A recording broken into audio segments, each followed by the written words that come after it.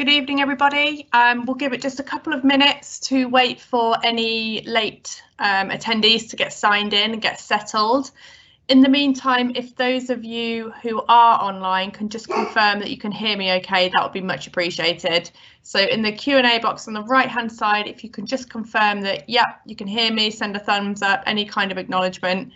I'll give it a couple of minutes and then we'll get the presentation underway. That normally lasts about 15-20 minutes and then we'll take any questions. Thank you.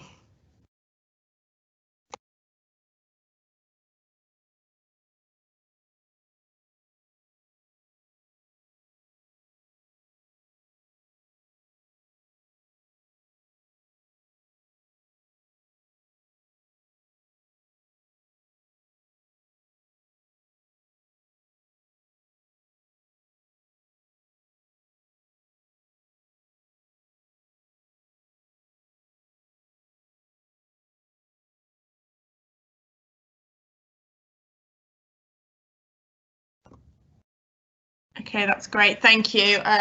So I'll get underway now. My name is Gemma Callow. I am the Communications Manager for the Clean Air Zone, leading on stakeholder engagement. I'm joined this evening by my colleague Gareth Wood, who is a Senior Clean Air Zone Officer. And tonight we will talk you through how the Clean Air Zone will operate and the support that's available, particularly for residents, based on the nature of this webinar this evening. This is being recorded and afterwards we will share a link with you that you can circulate with family and friends. Just to reiterate, Gareth and I are both working from home this evening, so as much as we've tried to keep the background noise down, apologies that you may hear pets, etc. in the background. We've done our very best. So with that in mind, we'll get underway now. So hopefully you can see this okay.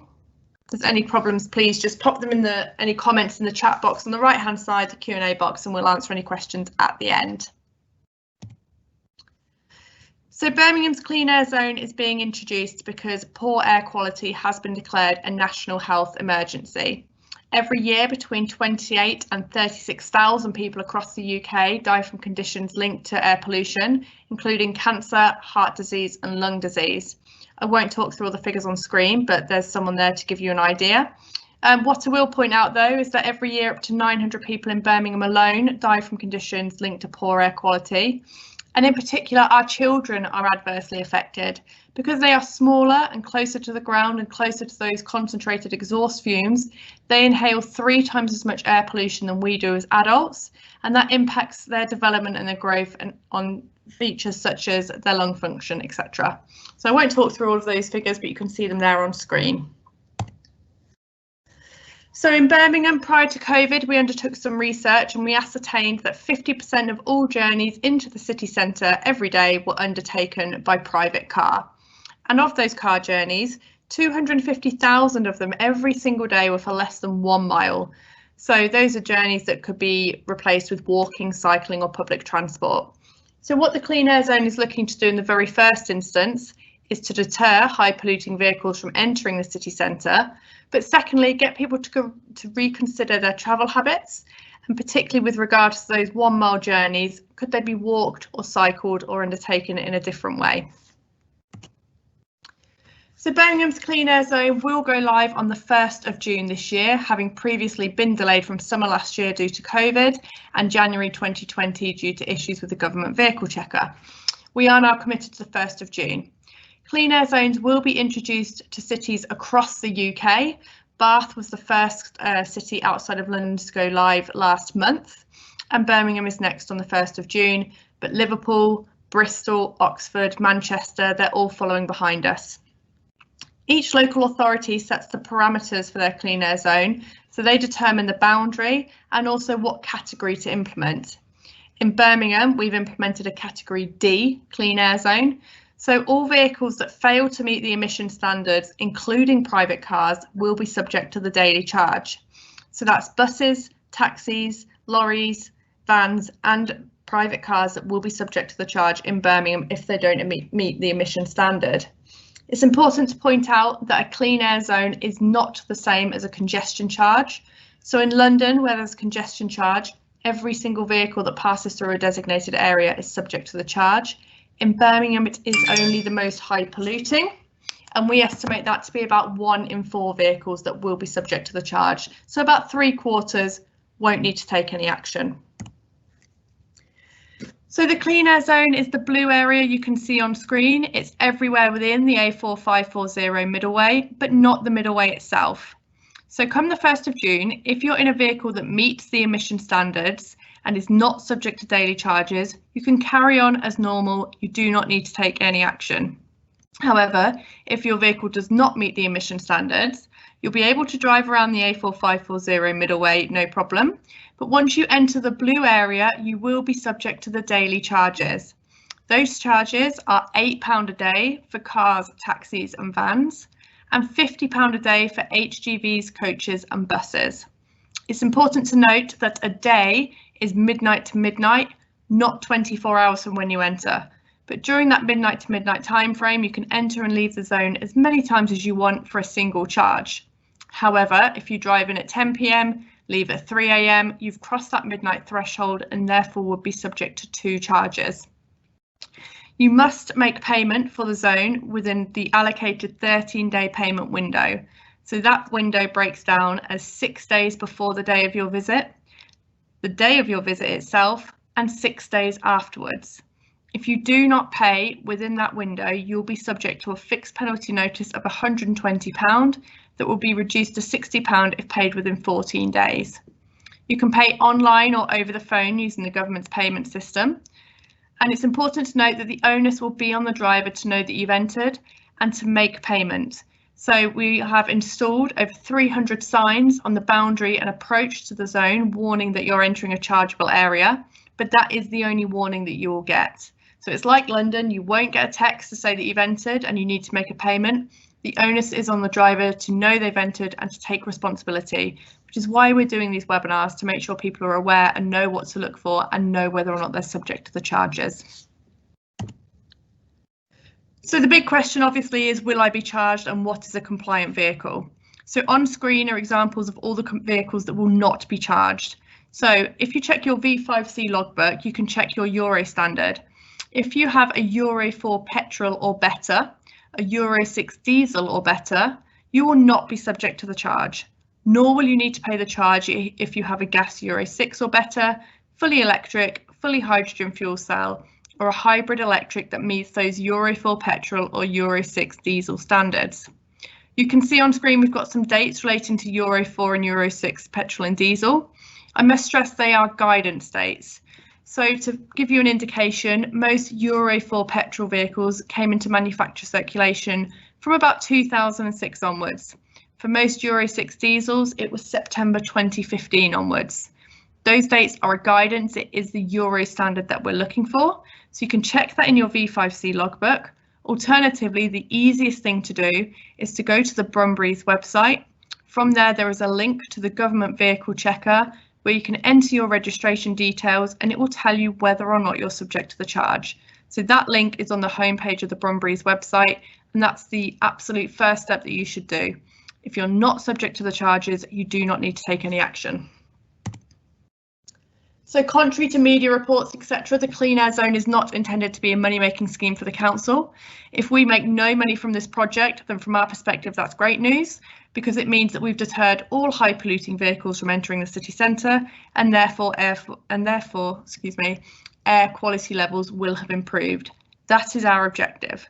However, we do understand that particularly in the early days that we will make money from this scheme. So we have to reinvest that money in transport-related projects and policies. It cannot be used to support the council's normal budget and fund things such as bin collections or repairs to the floozy and the jacuzzi.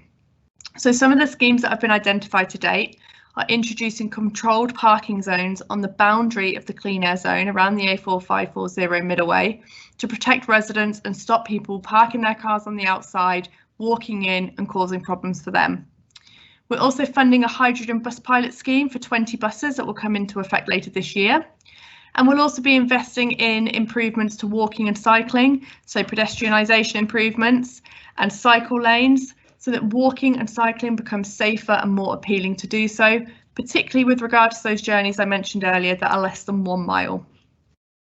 At this point, I'm going to hand over to my colleague Gareth. He will talk through the support that's available, and particularly in relation to people who live in the zone, which is obviously the main body of the people on this call. Thank you, Gareth. Thanks, Gemma, and thanks to everybody that's made time in their evenings to attend the webinar tonight. Really appreciate you making some time in to actually come and attend these. So thank you very much for that.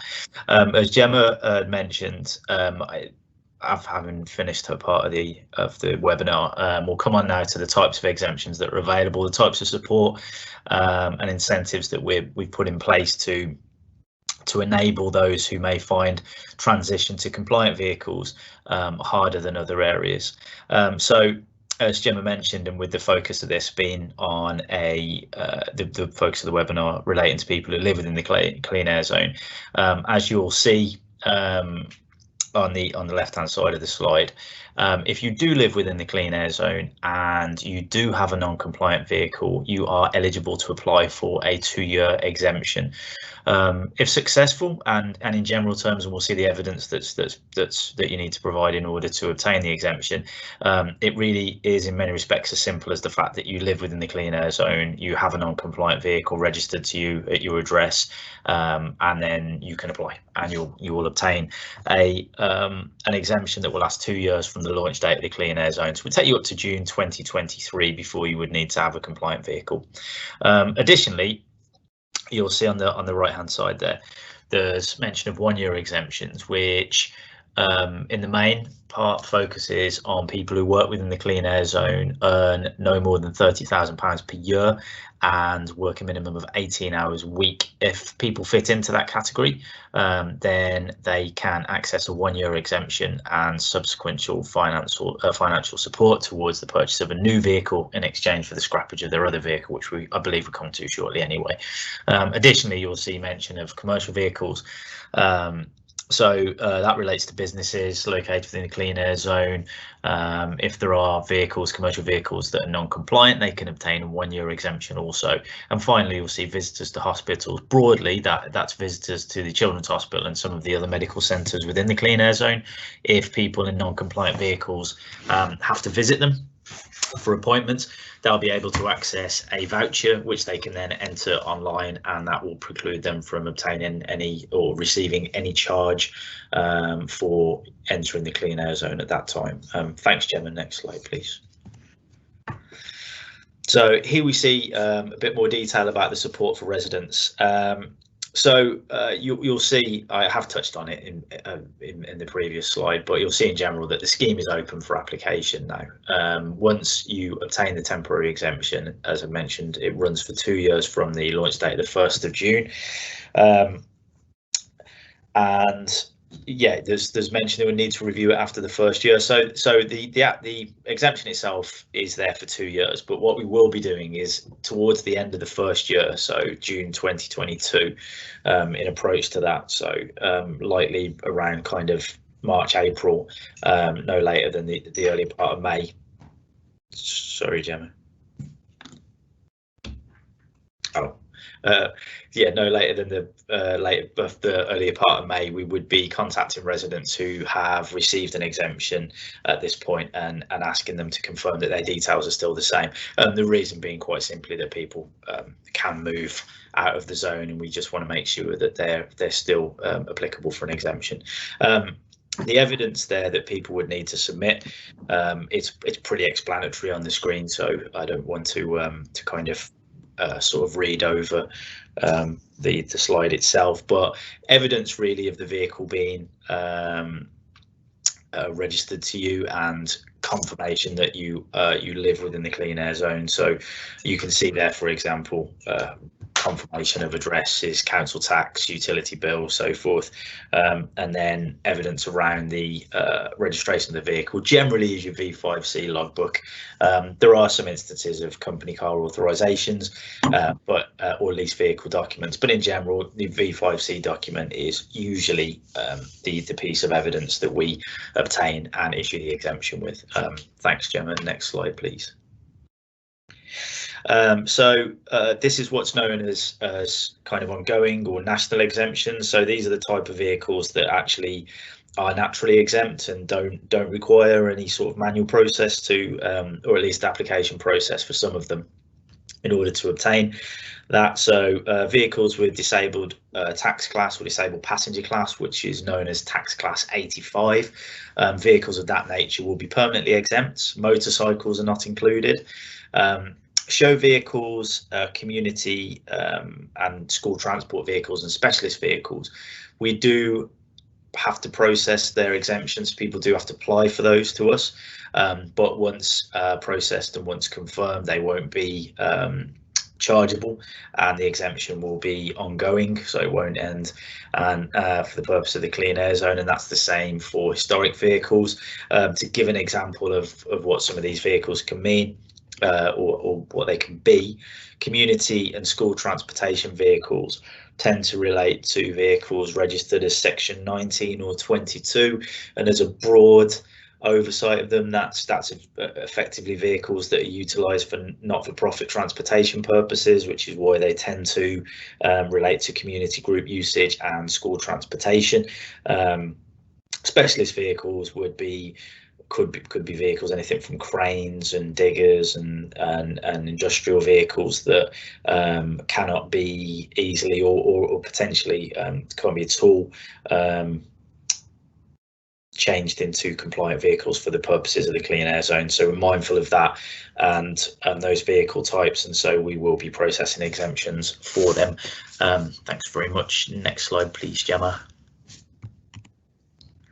So I did touch on it briefly earlier on, and I know we're predominantly here to talk about the residential exemptions, but there is £35 million of funding available that we have allocated, as you can see from the graphic here, into 3 distinct and separate funding pots.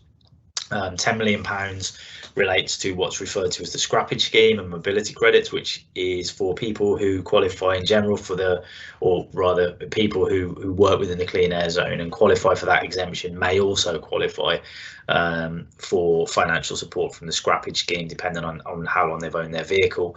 And in brief, that just means they'll be able to scrap their current non-compliant vehicle in exchange for up to £2,000 towards the purchase of a new vehicle from our recently announced partner, Motorpoint. They can also use that money towards finance towards the purchase of a vehicle, or they'll be able to use it for mobility credits as well. So the same amount of money towards public transportation facilities. There's £10 million that's allocated also to SMEs, small medium enterprises within the West Midlands, which generally relates to heavy goods vehicles, and the money available there is to assist in the upgrading or retrofit or purchase of compliant vehicles for those businesses that are applicable for it. And finally, there's £15 million allocated to our taxi industry. So licensed drivers, both Hackney Carriage and private hire vehicles to Birmingham City Council can apply for grants of up to £5,000 for Hackney carriages, and generally around £2,000 for private hire vehicles, and this similarly is to aid those vehicles in either upgrading, retrofitting, or the purchase of a compliant vehicle. Of course, taxis are one of the industries that will frequently be on the road, frequently through the Clean Air Zone. So along with the SMEs and people, of course, who have to travel in for work, it's essential really that we do the utmost that we possibly can within the remit that we have in order to enable people to change to compliant vehicle types. Thank you, Gemma. Next slide, please. So this is a bit of a snapshot of what's referred to as Birmingham's transport plan. The Clean Air Zone is really one aspect of this. I think Gemma had a slide earlier on that spoke about reallocation of road space and active travel, and so what we're looking to build towards, and the same as every other city really and the nation as a whole, is the achievement of a carbon neutral city and then a carbon neutral country, but as part of that we have to make it attractive for people to change travel modalities if they have that. Part of doing that is to actually take existing road space and and make that more accessible for pedestrians, to take that and make it more accessible for cyclists, which in turn leads into the notion of active travel, which is an improver of people's health and well-being and so forth.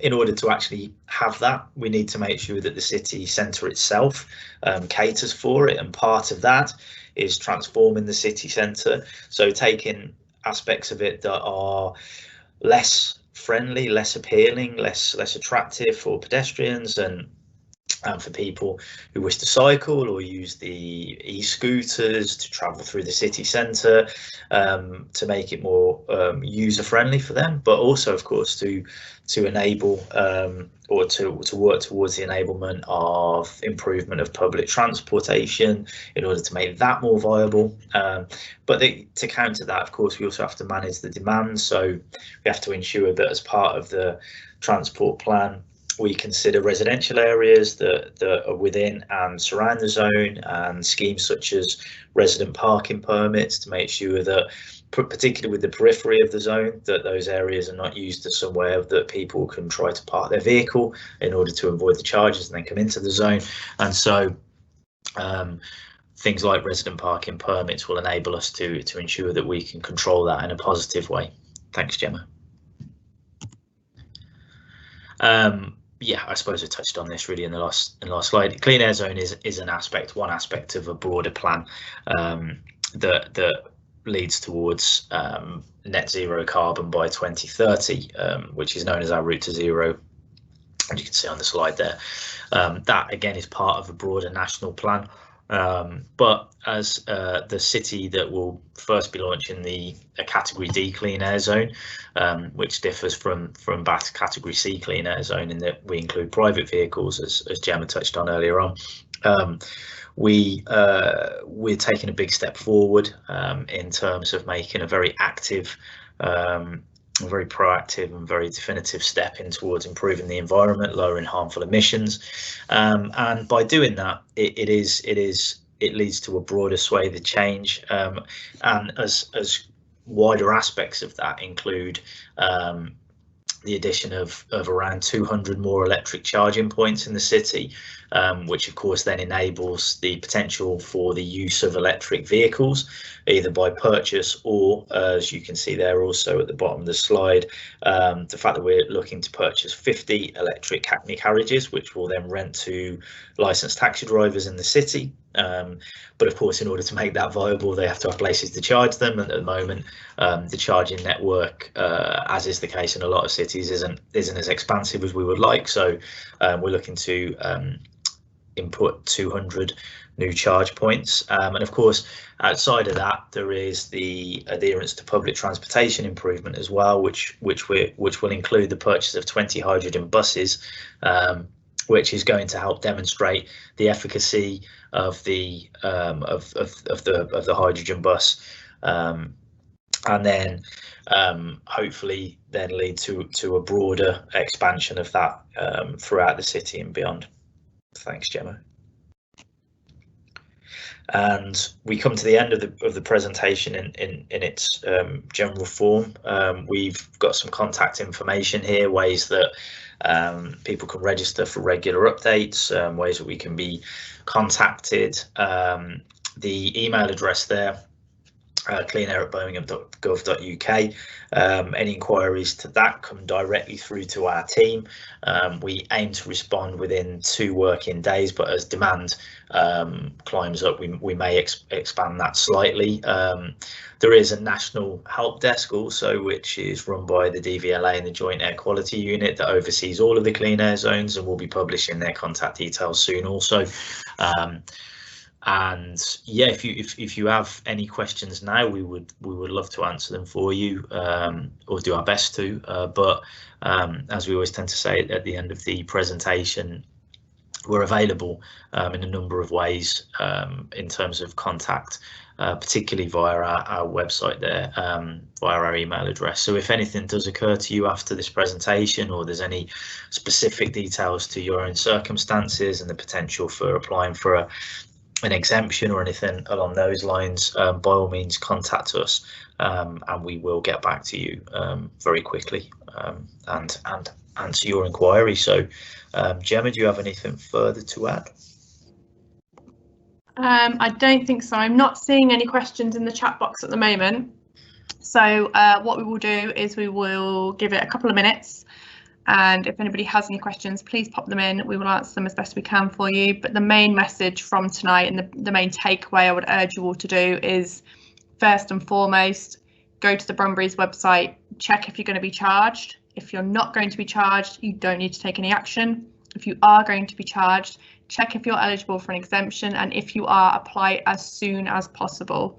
If we get all your information by the 10th of May and you're eligible, we can guarantee your permit will be in place for the 1st of June.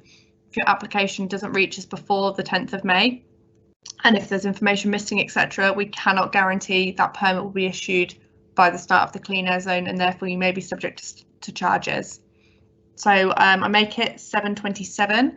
I'll go on mute for a moment and give it till 7:28. And if there's any questions, we'll answer them. If not, we'll end the call and give you your evenings back. Thank you very much.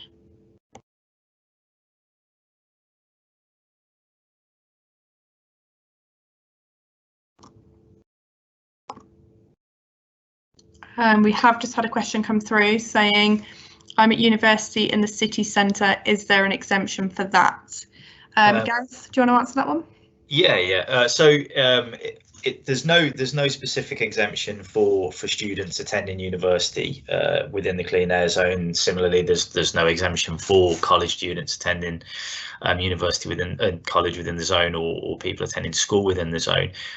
If by saying that you're at university, you're living in the city whilst attending university, we would welcome an application for an exemption. But if it's a matter of travelling in each day to attend classes at the university, then there isn't a specific exemption for that, unless of course outside of attending university you work within the zone for the minimum of 18 hours per week and then earn below or no more than £30,000 per year. So if your circumstances adhere to any of those, we would absolutely welcome an application. But if it's a case of travelling in and out to attend in a non-compliant vehicle, there won't be an exemption for that.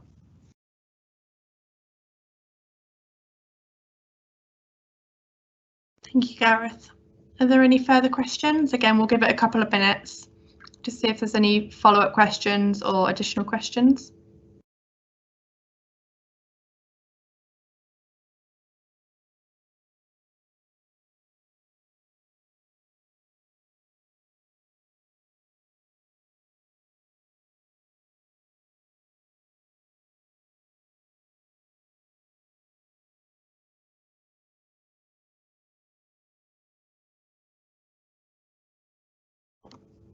Thank you, Natalie. Well, hopefully that answered your question.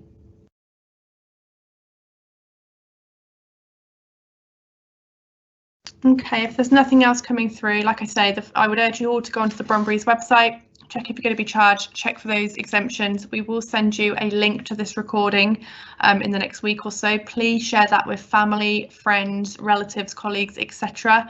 Our intention here is not to make money from the zone. Like I say, it is to improve air quality. We have had another question come through from Natalie. Is the hospital exemption just for the day of an appointment, or is it for the 1 year? Gareth? Yeah. So the hospital exemption and the medical centre exemption, they will last for 12 months. So that's the overall process of exempting visits to the allocated medical centres and the hospital. In terms of actually obtaining an exemption, so if for instance you drove in a non-compliant vehicle to the Children's Hospital for an appointment or for an emergency or anything like that, you would be given the voucher. What you do is then you go into the link, will be on our website when it goes live. We're just in the final stages of testing the database for that, but you'd go in and you'd enter your voucher code and your registration, and it would cover you for that single day. So you would be covered for that one day within the Clean Air Zone. The actual reference to it being a 1 year exemption actually relates to the overall programme of exempting visits in non-compliant vehicles to those facilities. But yeah, if for instance you had to do multiple visits during the course of a year, you would need a voucher code for each visit, at which point you would be non-chargeable for that day.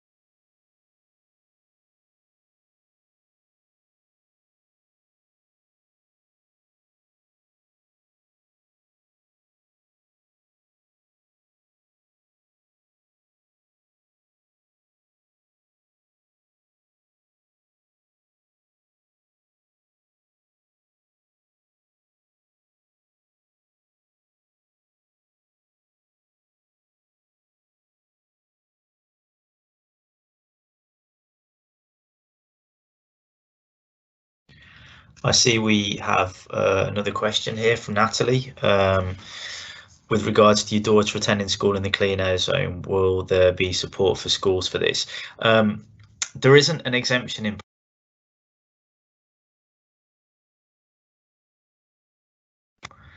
Sorry, was anyone able to hear me then? Gemma, were you able to hear me?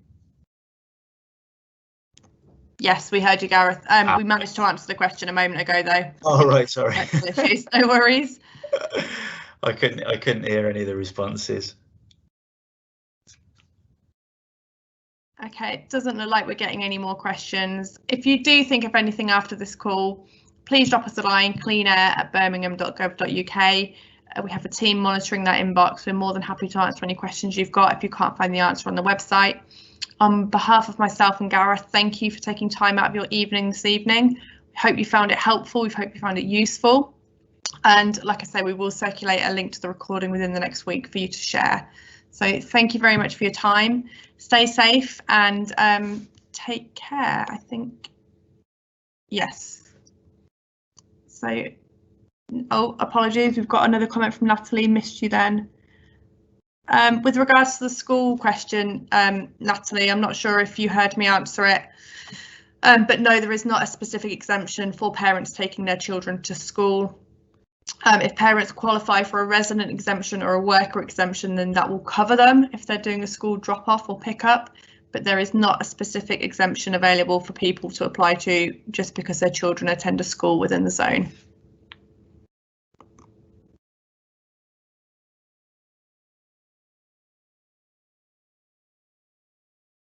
Thank you. So yes, on behalf of myself and Gareth, thank you very much. Take care, stay safe, and we're available on the Clean Air inbox if you need us in the future. Thank you. Goodbye. Thanks all. Bye-bye.